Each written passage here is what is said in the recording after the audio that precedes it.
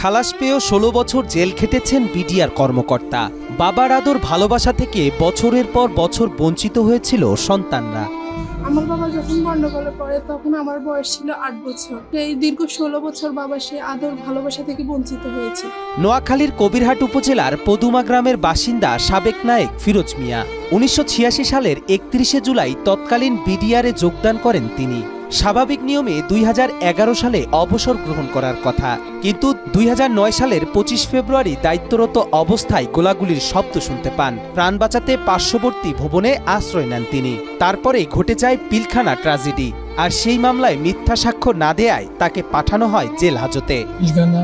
একটা ঘটনা ঘটেছে, সেই ঘটনা মামলা দায়ের হয়, সেই মামলা দায়ে আমাকে অভিযুক্ত করা হয়। ২০১৩ সালে হত্যা মামলার রায়ে খালাস পান ফিরোজ মিয়া, কিন্তু তখনও চলমান থেকে যায় বিস্ফোরক মামলা, আর এ কারণেই তাকে জেল খাটতে হয় আরও ১২ বছর।